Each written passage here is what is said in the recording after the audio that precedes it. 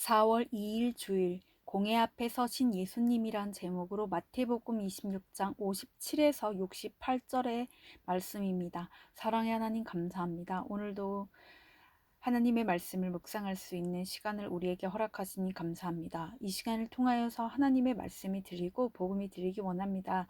말씀대로 믿고 살고 누리는 인생이 되게 하시며 이 시간 우리와 함께하여 주시옵소서. 감사드렸고 예수님의 거룩하신 이름으로 기도드립니다. 아멘. 본문의 말씀입니다.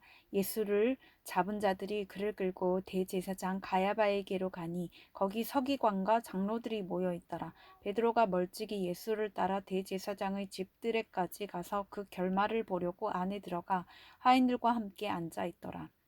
대제사장들과 온 공회가 예수를 죽이려고 그를 칠 거짓 증거를 찾음에 거짓 증인이 많이 왔으나 얻지 못하더니 후에 두 사람이 와서 이르되 이 사람의 말이 내가 하나님의 성전을 헐고 사흘 동안에 지을 수 있다 하더라 하니 대제사장이 일어서서 예수께 묻되 아무 대답도 없느냐. 이 사람들이 너를 치는 증거가 어떠하냐 하되 예수께서 침묵하시거늘 대제사장이 이르되 내가 너로 살아계신 하나님께 맹세하게 하노니 내가 하나님의 아들 그리스도인지 우리에게 말하라. 예수께서 이르시되 내가 말하였느니라. 그러나 내가 너희에게 이르노니 이후에 인자가 권능의 우편에 앉아 있는 것과 하늘 구름을 타고 오는 것을 너희가 보리라 하시니 이에 대제사장이 자기 옷을 찢으며 이르되 그가 신성 모독하는 말을 하였으니 어찌 더 증인을 요구하리요. 보라 너희가 지금 이 신성 모독하는 말을 들었도다.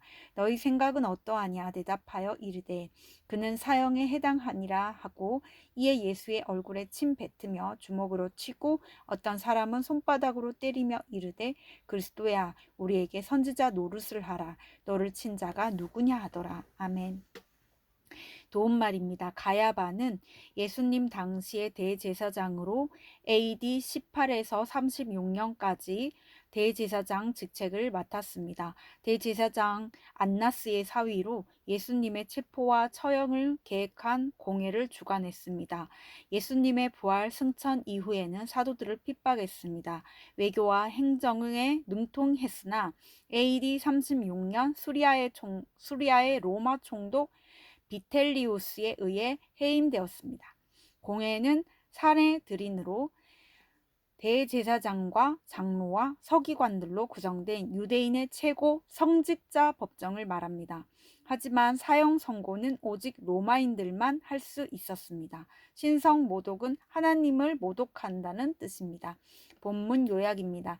끌려가는 예수님을 베드로가 멀찍이 따라갑니다. 많은 거짓 증인이 거짓 증거를 가지고 예수님을 치지만 예수님은 침묵하십니다. 그리스도인인지 밝히라는 대제사장의 질문에 예수님이 자신이 누구인지 분명히 밝히시자 공회는 사형에 해당하는 죄라고 하면서 예수를 폭행합니다.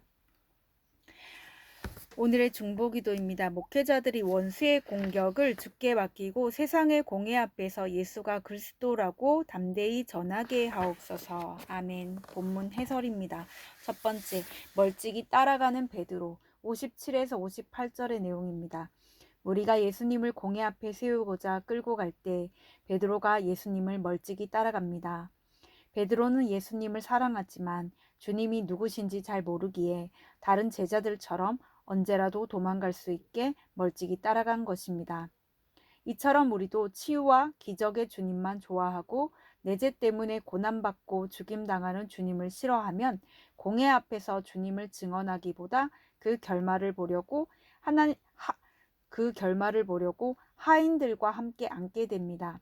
멀찍이 적당히 하는 신앙생활은 사건 앞에서 철저히 비참히 무너집니다. 적용 질문입니다. 나는 언제 주님을 멀찍이 따라갑니까? 아직도 주님을 기복적으로 알고 믿기 때문에 멀찍이 적당히 신앙생활을 하고 있진 않습니까? 두 번째, 거짓 증거와 예수님의 침묵 59에서 63절 A절의 내용입니다. 공회가 예수를 죽이려고 거짓 증거를 찾습니다. 그들은 이 성전을 헐라 내가 사흘 동안에 일으키리라는 주님의 말씀을 내가 성전을 헐고 지을 수 있다고 왜곡합니다. 이처럼 성도가 말씀대로 가정을 지키고 직장에서 정직히 일하고자 할 때 세상은 나를 죽이려고 거짓 증거를 찾습니다. 그러나 나를 치는 거짓 증거 앞에서 일일이 싸우지 않고 예수님처럼 침묵하면 됩니다. 허물을 예수께 넘기고 잠잠히 기도할 때 주님이 나를 넘어지지 않게 하십니다. 적용 질문입니다. 말씀대로 살고자 할 때 나를 치는 거짓 증거가 있습니까? 거짓 증거에 맞서 일일이 대응합니까? 아니면 내 약점을 인정하고 예수께 맡기며 잠잠히 기도합니까? 세 번째, 예수님의 대답과 공회의 반응. 63b에서 68절의 내용입니다. 대제사장이 예수께 내가 그리스도인지 말하라고 합니다. 그러자 침묵하시던 예수님이 분명히 대답하십니다. 그리고 자신이 이후에 하나님 우편에 앉으실 것을 선포하십니다. 이 대답으로 예수님은 죽음에 이르십니다. 이렇게 우리도 예수님이 그리스도이심을 선포하려면 죽을 각오를 해야 합니다. 돈, 학벌, 권력이 구원자가 아니라 예수님이 나의 구원자라고 고백하려면 죽어지는 고난을 겪어야 합니다. 가정과 직장에서 말과 삶으로 예수가 그리스도이심을 보여주는 것이 공회 앞에서 예수와 함께 서는 것입니다. 적용 질문입니다. 예수님이 그리스도인지 말하라고 할 때 나는 침묵합니까? 부인합니까? 분명히 대답합니까? 가정과 직장에서 예수님이 나의 구원자이심을 보여주고자 겪어야 할 고난은 무엇입니까? 오늘 기도하기는 나의 이해 타산을 생각하며 주님을 멀찍이 따라가려는 저의 죄를 긍휼히 여겨 주옵소서. 거짓 증인들이 나를 칠 때 내 허물을 인정하고 거짓 증거를 주께 맡기며 잠잠히 기도하게 하옵소서. 언제 어디에서도 예수가 그리스도라고 고백하면서 예수님의 고난에 동참하게 하옵소서. 아멘. 묵상 간증입니다. 최고의 유산이란 제목으로 이은수님의 말씀 적용글입니다. 학창 시절에 저는 학교에서 미술에 소질이 있다고 저를 인정해 주시는 미술 선생님을 만났습니다. 선생님이 제 그림을 친구들에게 보여주며 칭찬해 주시니 저는 어린 나이임에도 우월감을 느끼며 기분이 좋았습니다. 그런데 저보다 그림을 더 잘 그리는 친구가 나타나자 선생님의 관심은 모두 그 친구에게로 쏠렸습니다. 그러자 저는 거짓 증거를 찾고자 혈안이 된 대제사장들과 온 공회처럼 부모님이 미술 학원에만 보내줬다면 그 친구를 이길 수 있었다며 부모님을 원망했습니다. 이렇게 저는 남보다 잘하는 것이 있으면 교만했고 남이 나보다 앞서면 질투했습니다.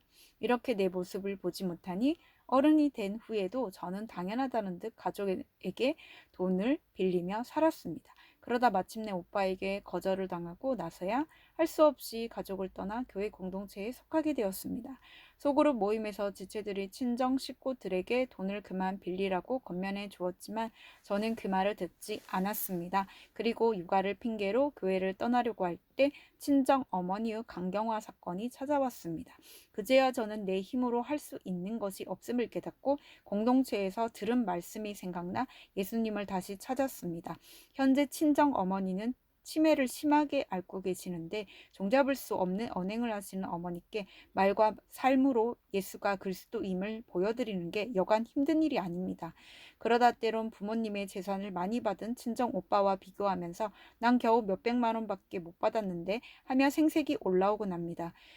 그때마다 문득 소천하신 시어머님이 생각납니다. 시어머님은 치매를 오래 앓으셨지만 찬송가를 불러드리면 따라 부르시며 눈물 흘리시곤 했습니다. 시어머님의 믿음으로 저희 부부와 딸이 신앙의 유산을 물려받을 수 있었습니다. 교만하고 질투 많은 제게 믿음이 최고의 유산임을 알려주신 하나님께 감사드립니다. 이분에 적용하기는 친정 어머니에게 사랑과 감사의 말을 하고 어머니의 구원을 위해 매일 10분씩 기도하겠습니다. 아직 믿지 않는 언니의 말을 판단하지 않고 온화한 얼굴로 듣겠습니다. 입니다.